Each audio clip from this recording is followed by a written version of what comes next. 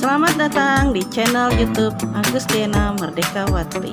Jangan lupa like, share, subscribe, dan komennya ya. Terima kasih. Pada video kali ini saya akan membahas mengenai rekayasa perangkat lunak dan pemodelan sistem berbasis objek. Tetapi sebelum saya mulai, jangan lupa klik tombol subscribe dan aktifkan lonceng notifikasi.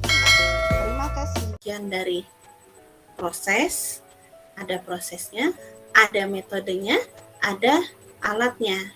Di mana proses, metode, dan alat tersebut digunakan untuk pengembangan perangkat lunak. Itu yang dikatakan rekayasa perangkat lunak. Ya, selanjutnya, rekayasa perangkat lunak ini karena di sini dilakukan pengembangan perangkat lunak, berarti hasilnya pun adalah sebuah perangkat lunak. Ya, perangkat lunak itu disebut juga sebagai program, aplikasi, seperti itu.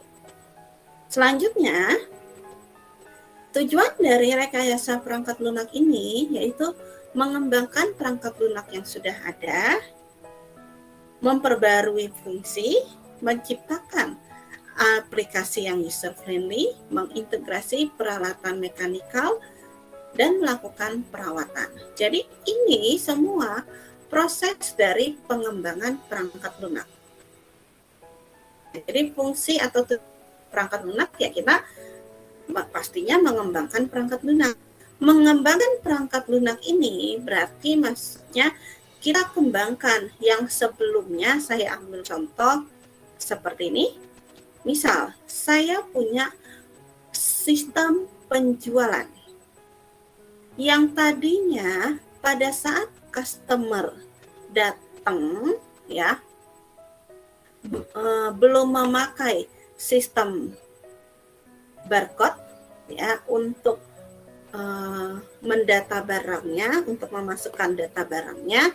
Nah, tapi karena kita pakai rekayasa perangkat lunak ya, makanya kita kembangkan aplikasi itu dengan pakai scanner barcode. Selanjutnya memperbarui fungsi. Ya, berarti memperbarui fungsi itu saya ambil contoh, memperbarui isi yang ada di dalam aplikasi tersebut. Saya ambil contoh seperti ini. Misal, awalnya program saya pada saat login ya, itu memakai username dan password. Isi username dan password. Tapi sekarang kita ingin memperbarui fungsinya. Pakai apa? Berarti loginnya itu pakai ya scan wajah atau pakai foto. Ya, jadi pada saat saya mau login ya saya tinggal seperti saya foto depan kamera seperti itu. Ya. Selanjutnya menciptakan aplikasi yang user friendly.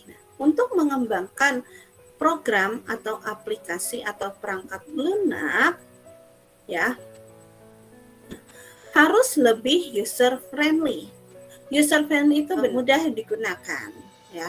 Tapi yang namanya user friendly bukan hanya mudah digunakan, tetapi pada saat si usernya itu melihat aplikasi, dengan melihat saja si user bisa tahu, oh ini maksudnya cara jalannya, cara pengoperasiannya seperti ini loh, seperti itu. Itu yang dikatakan user friendly. Ya, seperti contoh ya. Kalian melihat sebuah aplikasi, saya ambil contoh kalian download sebuah games ya. Dengan kalian melihat tampilan layarnya saja ya, kalian bisa mengerti, oh ini maksudnya seperti ini, oh ini tombol ini buat ini, seperti itu ya. Berarti aplikasi itu sudah dikatakan user friendly, seperti itu ya. Selanjutnya mengintegrasi peralatan di sini ya, maksudnya di sini ya, dia menghubungkan beberapa peralatan, bukan hanya cuma satu peralatan Itu yang dikatakan integrasi peralatan. Saya ambil contoh, saya ingin membuat transaksi penjualan, ya, seperti yang ada di supermarket. Nah, di situ saya integrasikan beberapa peralatan. Saya ambil contoh, ya, aplikasi saya berintegrasi dengan printer. Jadi pada saat si customer-nya membeli, ya, lalu si kasirnya menginput transaksi, nah si printer itu ya sudah secara otomatis ya akan mencetak struk. Nah, itu yang dikatakan berarti aplikasi kita terhubung dengan printer. Selanjutnya, aplikasi kita terhubung dengan scanner barcode. Ya, pada saat si kasirnya ya menycan barcode pada sebuah produk, nanti akan masuk ke dalam sistem komputer kita. Nah, itu yang dikatakan integrasi peralatan. Selanjutnya melakukan perawatan. Melakukan perawatan ini, saya ambil contoh, kita melakukan pengujian. Kita melakukan backup data. Ya, backup data. Selanjutnya kita melakukan semua backup pemrogramannya. Jadi aplikasi atau program yang sudah kita buat, ya, pada saat sudah selesai kita buat, ya, itu coding programnya jangan langsung kita hilangkan setelah kita publish. Harus kita simpan seperti itu. Ya. Oke, selanjutnya ini prospek kerja dari kegiatan rekayasa perangkat lunak, yaitu ada developer IT, ada programmer, IT konsultan, sistem analis, database engineer, web engineer, intelligence system, dan software tester. Kita masuk ke PSBO, pemodelan sistem berbasis objek. Jadi apa itu pemodelan? Pemodelan itu merancang atau menggambarkan perangkat lunak sebelum kita membuat coding program. Itu yang dikatakan merancang atau memodelkan. Ya. Selanjutnya, apa itu sistem? Sistem ini adalah kumpulan beberapa elemen yang saling terkait atau terintegrasi untuk mencapai suatu tujuan tertentu. Ya. Kumpulan elemennya apa saja? Pada sistem ada data, ada manusia, ada proses, dan ada metode. Itu baru yang dikatakan sistem. Saya ambil contoh, ya. Sistem transaksi online. Berarti itu terdapat kumpulan elemen. Apa kumpulan elemennya? Pada sistem transaksi online ada tidak manusianya? Ada, yang jelas, yaitu si pengguna. Ya, misalnya si pembelinya, itulah manusianya. Selanjutnya, pada sistem transaksi online ada tidak datanya? Ada, yaitu data produknya. Kan sistem transaksi online, kalau misalnya transaksinya penjualan, berarti kan harus ada data produknya. Harus ada data transaksinya. Itu yang dikatakan data. Selanjutnya, sistem transaksi penjualan. Ada tidak metode yang dipakai? Ada metodenya. Kalau dia membuat sebuah web, ya apa yang dipakai? Yaitu waterfall atau SDLC, metode SDLC. Ya. Selanjutnya, yang terakhir, ya, tadi kan ada data manusia, ya, terus proses, metode, terus yang terakhir adalah di sini alat. Ya, Alatnya apa pada sistem transaksi penjualan online? Ya, alatnya berupa seperangkat komputer atau laptop, ya kan? Terus jaringan internet, itu yang dikatakan sistem. Jadi sekumpulan elemen yang saling terkait. Selanjutnya, jadi apa itu konsep dasar berorientasi objek? Itu suatu teknik atau dalam melihat permasalahan suatu sistem.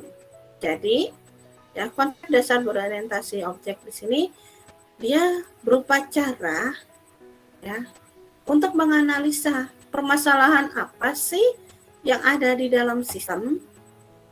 Nah, setelah dia menganalisa permasalahannya, ya, barulah dia buat atau dia kembangkan menjadi objek dunia nyata. Apa itu objek dunia nyatanya?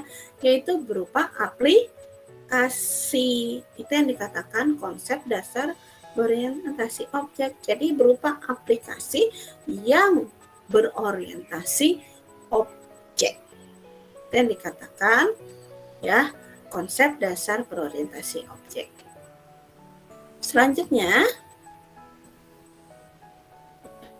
kita masuk ke konsep dasar berbasis objek atau berorientasi objek, ya. Yang pertama yaitu ada kelas. Apa itu kelas? Kelas itu kumpulan dari objek. Jadi kalau banyak objek dikumpulkan jadi satu, itu akan membentuk sebuah kelas. Ya. Kelas di sini dia punya atribut dan punya behavior, punya hubungan dan punya arti atau maksud. Itu komponen dari kelas. Nah, sekarang kita masuk ke atributnya. Apa itu atribut kelas? Atribut kelas itu, ya, nilai data atau karakteristik yang dimiliki pada kelas itu adalah atribut. Sedangkan behavior ini adalah proses atau metodenya atau fungsinya atau caranya. Itu yang dikatakan behavior. Diambil contoh ini untuk penggambaran deskripsian dari kelas, ya. Jadi simbol kelas itu bentuknya kotak seperti ini, terdiri dari 3 bagian. Ada nama kelas. Nama kelas itu ada nama atau identitas dari kelas. Sedangkan di sini ada atribut, ya. Atribut ini adalah karakteristik yang dimiliki kelas tersebut. Sedangkan behavior ini adalah fungsi atau cara atau proses yang ada pada kelas tersebut. Ya. Saya ambil contoh di sini, kelas orang. Berarti atributnya apa? Dia punya nama, umur, jenis kelamin, alamat, nomor telepon.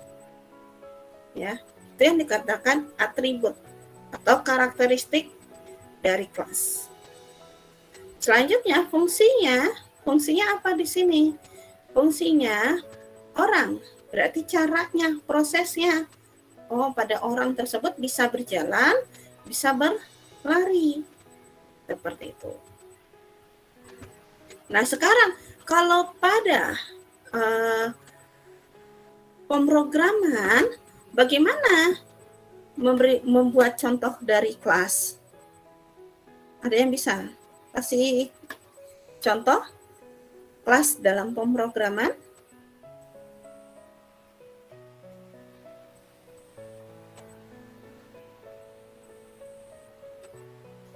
Saya ambil contoh seperti ini. ada nama kelasnya, misalnya tadi kan kita buat sistem transaksi penjualan online. Berarti kalau ada penjualan, objeknya atau kelasnya apa? Saya buat nama kelasnya adalah produk. Saya buat nama kelasnya adalah produk. Atributnya apa? Atribut dari produk, berarti produk itu harus punya kode produk, harus punya nama produk, harus punya harga produknya berapa, dan harus punya jumlahnya berapa atau kuantitinya berapa. Selanjutnya, behavior. Berarti behavior fungsinya apa? Nah, maksudnya gimana kalau behavior pada contoh pemrograman? Tadi kan namanya kelasnya adalah produk, berarti kita membayangkan atau menggambarkan ya, produk itu nanti akan kita buat ya suatu halaman atau suatu menu. Berarti nanti pada saat kita buat kodenya nih, kelas ini kita buatkan halamannya atau kita buatkan menunya. Berarti ada menu produk. Nah, pada saat di menu produk ya, di menu produk itu bisa melakukan apa? Berarti kan bisa melakukan penambahan produk, bisa melakukan edit produk, ya, edit data produk, bisa mengurangi atau menghapus data produknya. Ya, ini yang dikatakan behavior. Selanjutnya kita masuk ke objek. Objek adalah abstraksi dan sesuatu yang mewakili dunia nyata. Objek ini adalah bagian dari kelas. Ya, objek adalah bagian dari kelas. Nah, diambil contoh atau di sini perbedaan dari kelas dan objek. Kelasnya orang, atributnya nama ya, behaviornya atau metodenya di sini ada berjalan, ada berlari. Selanjutnya objeknya apa? Objeknya yaitu Budi dan Amel. Ya. Umurnya 30 untuk Budi, Amel 28. Nah, ini yang dikatakan objek. Kita masuk karakteristik OOP. Ya. Karakteristik dari Object Oriented Programming atau pemrograman berbasis objek itu ada 3 karakteristik, yaitu enkapsulasi, ya, selanjutnya generalisasi atau pewarisan, dan satu lagi polimorfisme. Kita bahas sekarang yang enkapsulasi terlebih dahulu. Enkapsulasi disebut juga dibungkus atau disembunyikan. Nah, apa yang dibungkus dan apa yang disembunyikan? Yaitu yang dibungkus dan disembunyikan adalah prosesnya. Jadi, enkapsulasi dan enkapsulasi ini adalah ya pembungkusan atau penyembunyian dari proses. Proses tersebut kita bungkus atau agar terhindar dari pemakaian ya, dari pemakaian yang tidak berkenan. Maksudnya itu dari penggunaan yang orang lain. Seperti contoh misalnya menu login ya. Menu login. Nah, login itu bisa kita pakai enkapsulasi. Untuk apa? Untuk pembungkusan agar ya diberikan privasi. Misalnya ada login seperti kalian masuk seperti ini. Pada saat kalian masuk ke MyBase, ya, itu kan halamannya semua sama. Baik halaman dosen, baik halaman si mahasiswa, tampilan halaman awalnya sama. Ya. Nah, tapi pada saat masuk ke dalam, ya, sudah login masing-masing, ya, isinya berbeda. Seperti itu. Nah, mengapa seperti itu? Nah, berarti di situ kita ada pemberian hak akses untuk si dosen berbeda, untuk si mahasiswa berbeda. Ya. Nah, itu yang dikatakan enkapsulasi. Berarti proses yang di dosen itu disembunyikan dari proses yang ada di mahasiswa. Begitu juga proses login yang di mahasiswa ini disembunyikan oleh si proses dosen ini. Jadi nggak ada yang bisa mengakses. Ya. Selanjutnya kita masuk ke inheritance. Ya. Inheritance ini yaitu pewarisan. Nah, namanya pewarisan berarti ya ada yang diturunkan. Apa yang diturunkan? Yang diturunkan di sini bisa atribut, bisa metode. Saya ambil contoh, kalau namanya pewarisan, berarti ada kelas induk yang mewarisi atribut atau metodenya kepada kelas anaknya atau child class-nya. Itu yang dikatakan inheritance. Diambil contoh seperti ini. Ini 3 kelas. Sepeda gunung beraksi ini bukan inheritance. Karena apa? Tidak ada kelas yang diwarisi. Tidak ada atribut atau metode yang diwarisi. Sedangkan sepeda dengan sepeda gunung ini adalah inheritance. Mana induknya? Induknya adalah sepeda. Di mana atribut sepeda ada gear, ada kecepatan. Gear dan kecepatan ini diwariskan ke sepeda gunung. Metode ini juga diwariskan ke sepeda gunung. Jadi ada yang diwariskan di sini. Oleh karena itu, pada saat kita pakai konsep pewarisan, di sini di listing programnya ya ditandai dengan keywords extend. Ya, sepeda gunungnya ini adalah kelas anaknya dan sepeda yang ini adalah kelas dari induknya. Selanjutnya kita masuk ke polimorfisme. Ya. Polimorfisme ini berarti banyak bentuk. Suatu objek dapat memiliki bentuk yang berbeda-beda atau berbagai macam bentuk. Contoh di sini kelas sepeda gunung, extend sepeda berarti ya ada pewarisan antara sepeda mewarisi atributnya sepeda gunung. Nah, di sini ada sepeda gunung beraksi. Sepeda gunung beraksi inilah polimorfisme sifatnya. Dia sama-sama sepeda ya dengan metode yang sama ya.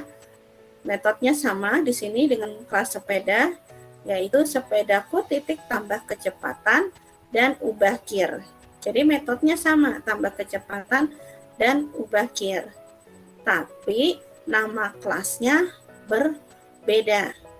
Saya ambil contoh yang ini ya.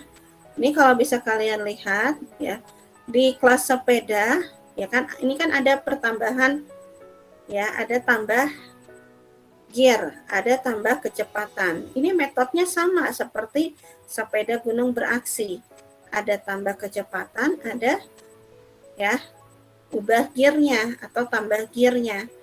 Nah, tapi nama kelasnya berbeda. Yang satu sepeda aksi, yang satu sepeda saja.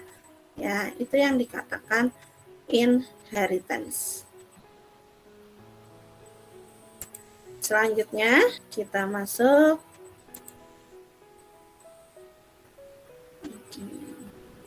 ke model analisis diagram ya. Jadi di sini paradigma diagramnya ya dalam sistem itu ada yang disebut DFD, data flow diagram, tapi data flow diagram ini hanya berorientasi kepada data. Selanjutnya ada flowchart.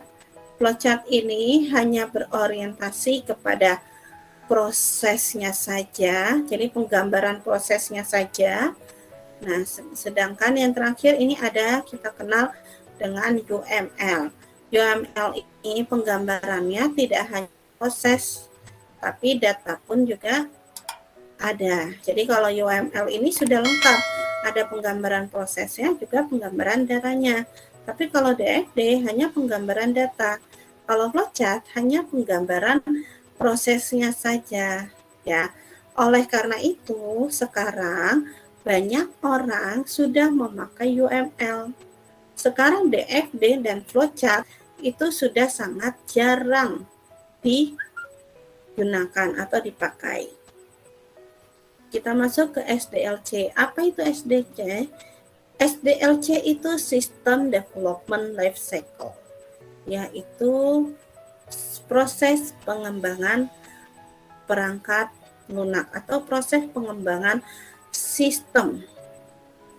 Nah, kepanjangan dari SDLC, System Development Life Cycle. Kenapa dikatakan life? Karena di sini prosesnya berputar dari planning ke analisis, analisis ke desain, desain ke implementasi, implementasi planning. Jadi prosesnya seperti ini.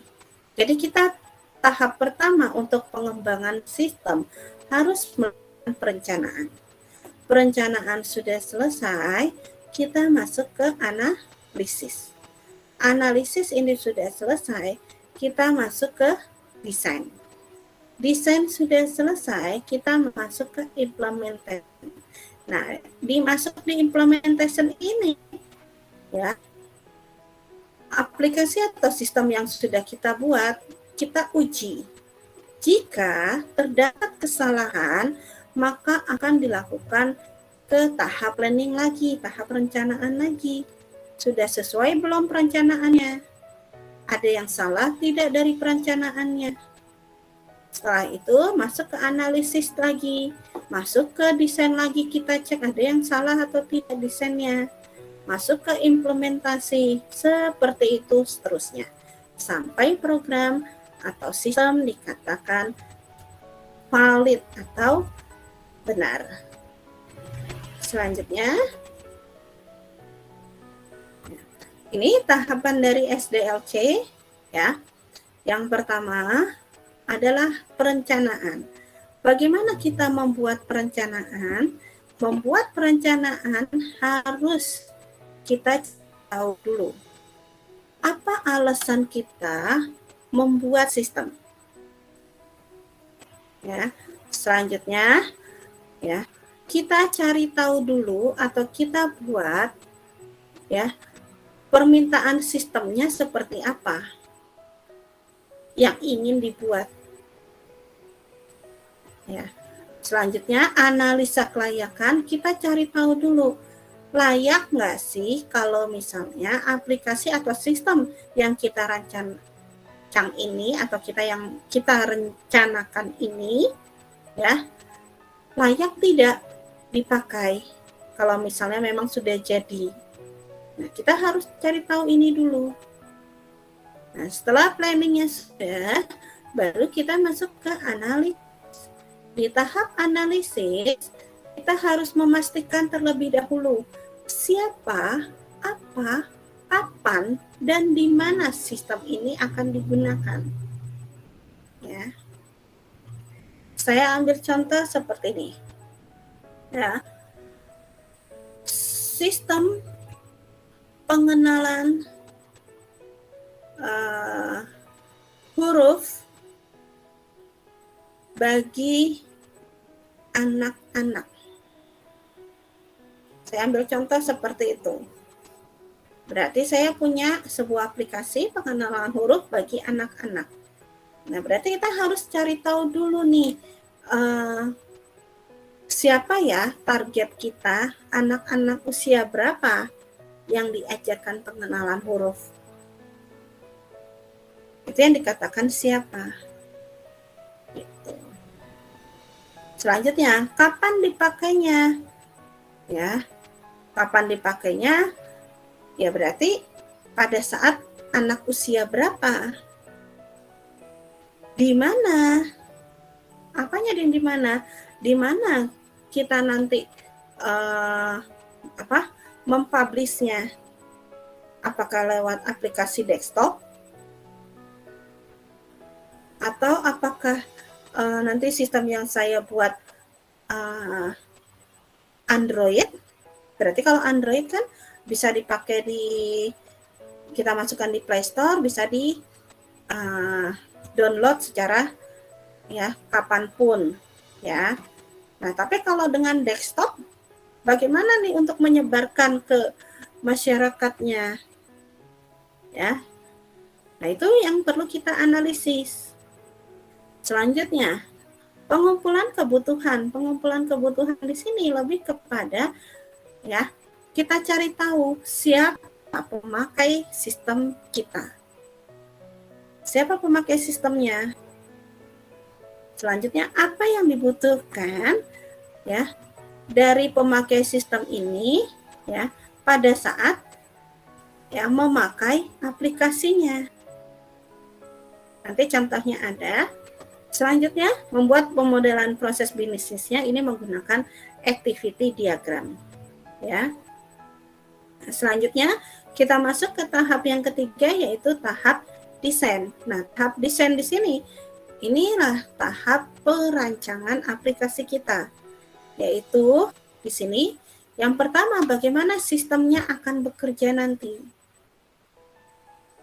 Itu harus kita desainkan. Bagaimana merancang programnya? Berarti merancang programnya kita menggunakan apa? Bisa menggunakan use case, activity, class diagram, seperti itu. Selanjutnya, bagaimana untuk merancang antarmukanya? Kita dengan membuat mockup. Pakai apa mockup-nya? Ya, bisa pakai aplikasi mockup, bisa pakai misalnya mockup dari program Java, bisa itu dijadikan mockup atau Visual Basic atau web, desain di web, tapi nggak pakai programnya. Nah, itu bisa kita jadikan mockup. Ya. Yang terakhir yaitu merancang database-nya. Nah, merancang database-nya menggunakan apa?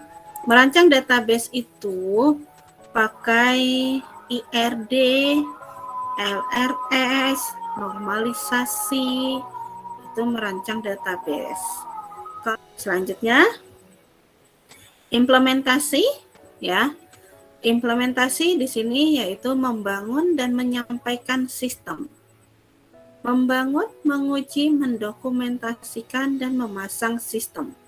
Jadi tahap implementasi ini, tahap dimulainya membuat program, ya, menguji program, dokumentasi programnya, sampai kepada publish programnya.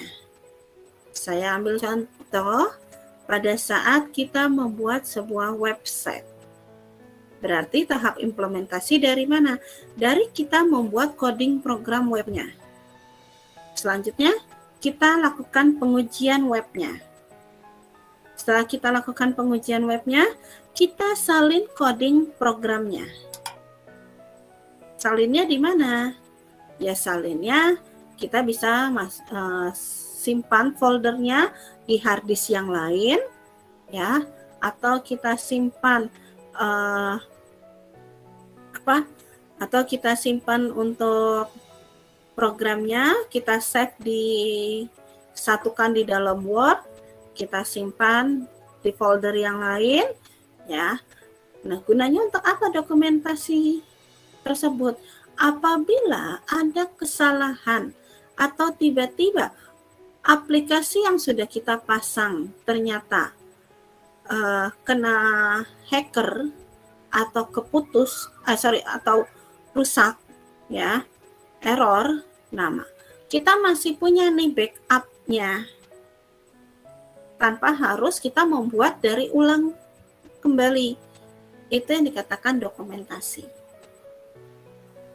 Selanjutnya, memasang sistem. Sampai kepada memasang sistem. Bagaimana memasang sistem? Misal, saya membuat tadi website. Bagaimana website saya bisa dilihat oleh masyarakat yang lain? Yaitu dengan cara kita lakukan pendaftaran hosting. Itu caranya. Atau misalnya saya ambil contoh, saya sudah buat nih program Android. Bagaimana program Android saya bisa digunakan oleh orang lain? Ya kita daftarkan, kita masukkan ke dalam Play Store. Seperti itu. Nah, itu yang dikatakan ya bagian dari implementasi. Oke, selanjutnya di sini saya ambil contoh ya, penerapan SDLC. Tadi dari planning. Planning di sini kita yang pertama menentukan tujuannya terlebih dahulu. Untuk apa sih tujuan kita membuat sistem tersebut? Yaitu untuk memberikan kemudahan. Misal, terus untuk mengetahui jadwal. Ini studi kasus saya untuk tujuan ini kepada penyewaan lapangan futsal, ya. Jadi dibuatnya sistem penyewaan lapangan futsal ini yaitu untuk memberikan kemudahan dan memasang lapangan futsalnya secara online. Selanjutnya untuk mengetahui jadwal yang kosong. Jadi apabila ada yang ingin memesan atau menyewa lapangan futsal, ya, maka tidak terjadi bentrok antara jam dan waktunya. Seperti itu. Selanjutnya di sini memudahkan pihak Delta Futsal dalam mengelola transaksi penyewaan. Nah, setelah kita membuat tujuannya, kita lakukan sistem request-nya. Apa sistem request-nya? Ini elemennya business need-nya, yaitu di sini bagaimana meningkatkan penjualannya, bagaimana mengurangi biaya operasionalnya, bagaimana meningkatkan produktivitasnya. Ya, selanjutnya kalau bisnis value atau nilai dari bisnisnya yaitu bagaimana kita bisa meningkatkan penjualan atau pemesanan sebesar 3% dan pengurangan biaya operasionalnya 10%. Kenapa pengurangan biaya operasional? Ya karena kan semuanya dilakukan sudah lewat online. Gitu. Berarti akan lebih biaya operasional. Seperti misal biaya promosi. Yang tadinya promosinya kita masih menggunakan spanduk, kita promosinya masih menggunakan brosur, karena sudah dibuatkan webnya sekaligus dengan penyewaannya di dalam, ya, jadinya biaya operasionalnya akan lebih murah, karena kita nggak perlu sering-sering untuk mencetak brosur atau membuat spanduk seperti itu, atau membuat event-event promo seperti itu. Selanjutnya ya, business requirement, kebutuhannya apa saja? Oh, ada fitur registrasi, ada fitur login, ada fitur logout, ada fitur pengelolaan data penggunanya, ada fitur notifikasinya, ada fitur laporan bulanannya, seperti itu ya. Nah, setelah masuk ke sistem request ya, kita masuk ke analisis kelayakannya. Nah, di sini analisis kelayakannya saya ambil contoh dari pengembangan sistem penjualan musik online. Jadi bagaimana pengembangan sistem penjualan musik online untuk kelayakannya? Jadi kelayakan di sini ada 3 bagian, ada kelayakan teknis, ekonomi, dan organisasi. Kalau kena kelayakan teknis ya, ini kita melihat berapa resiko yang dimiliki oleh pengembang tersebut atau oleh penjual musik online tersebut, ya, kalau kita buatkan aplikasi. Misalnya, kalau kita buatkan aplikasi, ya, kefamiliaran dengan aplikasinya itu bagaimana? Jadi bagaimana nih divisi marketing? Apakah tidak memiliki pengalaman? Ya, apakah divisi marketing tidak berpengalaman tentang sistem penjualan? Kita harus cari tahu dulu. Setelah itu kita kefamiliaran teknologi. Nah, di sini resiko sifat sedang. Jadi masing-masing sistem atau masing-masing perusahaan itu berbeda-beda ya. Gitu. Jadi kalau ini ya untuk kefamiliaran teknologi itu menyangkut kepada bagaimana nih usernya dalam menggunakan teknologi tersebut. Apakah sudah siap atau sudah cukup familiar dengan sistem penjualan. Nah, yang ketiga, resiko yang berhubungan dengan project. Nah, sekarang kita coba lihat sistem yang akan kita buat nanti ya, itu memakai berapa pengembang, berapa tenaga yang membuatnya. Ya. Jangan sampai ya banyak yang buat ya. Karena apa? Kalau dengan banyak yang buat, berarti harganya pun akan semakin mahal. Dan juga kita harus pastikan ya, dikerjakan berapa orang. Kalau banyak yang buat, tapi estimasi waktunya lama, untuk apa? Ya kan? Jadi kita harus prioritas. Kalau bisa, ya, kita mengestimasikan waktu yang secepat mungkin.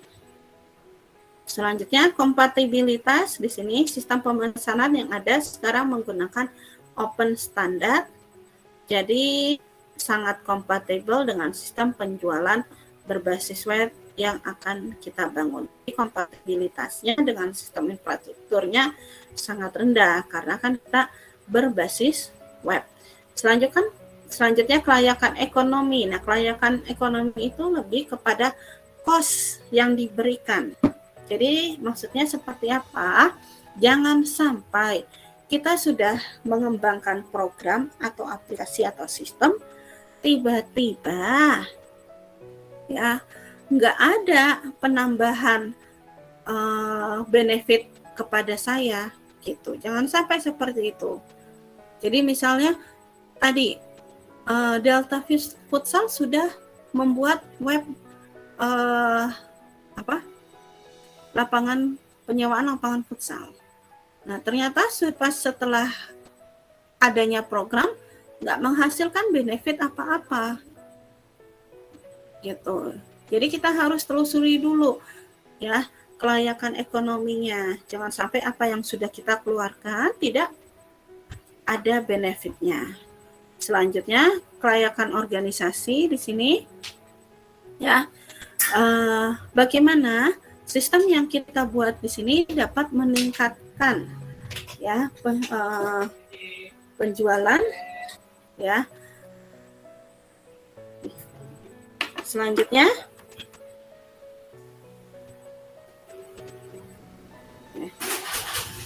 kita masuk ke bagian analisis. Ya, bagian analisis di sini kita yang pertama caranya untuk membuat analisis, kita harus cari tahu dulu siapa sih usernya kita, siapa pemakainya kita. Saya ambil contoh, ini kita ingin mengembangkan sistem penyewaan lapangan futsal. Ya, berarti kita harus cari tahu dulu siapa pengguna dari sistem tersebut. Di sini saya buat penggunanya. Ada kebutuhan pengunjung, ya, ada kebutuhan member, ada kebutuhan operator, dan ada kebutuhan administrator. Nah, kebutuhan pengunjung itu apa saja? Nah, maksudnya bagaimana di sini? Maksudnya apa yang bisa dilakukan pengunjung ya dalam web tersebut. Misal, pengunjung dapat melihat informasi data lapangan, pengunjung dapat melakukan registrasi, dan seterusnya. Nah, ini masing-masing user beda-beda ya kebutuhannya. Oke. Selanjutnya kita masuk ke desain. Nah, desain ini tadi yang saya bilang yaitu pemodelannya. Pemodelannya menggunakan apa? Nah, ini contohnya. Jadi tadi ada analisa kebutuhan pengunjung. Berarti kita modelkan menggunakan use case diagram pengunjung. Terus ini use case diagram operatornya. Ini use case diagram member. Ini use case diagram administrator. Ini activity diagram pengunjung. Selanjutnya, yang kita modelkan tidak hanya use case, activity, tapi kita buat juga IRD dan LRS-nya. Seperti itu. Nah, dari sini sudah, desainnya sudah, baru kita masuk ke ya implementasi. Nah, ini bagian implementasinya. Implementasinya ya ini ya user interface yang sudah dibuatkan coding. Ya, ini hasil program. Saya menampilkan cuma 2 ya. Tadi harusnya semua halaman dimasukkan ya, dari halaman pengunjung, halaman operator, administrasi, itu semuanya dimasukkan. Nah, dan yang ini yang terakhir ini adalah untuk pengujiannya, yaitu kita menggunakan black box testing. Apa itu black box testing? Black box testing ini merupakan ya pengujian apakah input kan sesuai dengan output yang diharapkan. Seperti contoh, kita masuk ini pada saat login, kita masukkan username-nya kosong, password-nya kosong. Kalau kita klik login, maka hasilnya akan muncul message box username atau email tidak ditemukan. Kalau hasilnya ini sesuai, maka kesimpulannya adalah valid. Next, kita masuk sekarang UML ya. UML di sini yaitu pemodelan visual yang digunakan untuk menspesifikasikan atau memvisualisasikan, membangun dan mendokumentasikan rancangan dari sistem perangkat lunak. Ya, jadi UML ini sebuah alat untuk pemodelan atau perancangan. Nah, ini sejarah dari UML dari tahun ke tahun. Jadi awalnya muncul ya itu oleh Grady Bosch dan Jim Chromebook ya itu pada tahun 95. Setelah itu dengan awal muncul yaitu Unified Method 08. Terus di tahun 96 yaitu Ivar Jacobson yang mengembangkan Unified Method 08 ya menjadi UML 09 dan 091 dan sampai sekarang yang terakhir UML 2.5.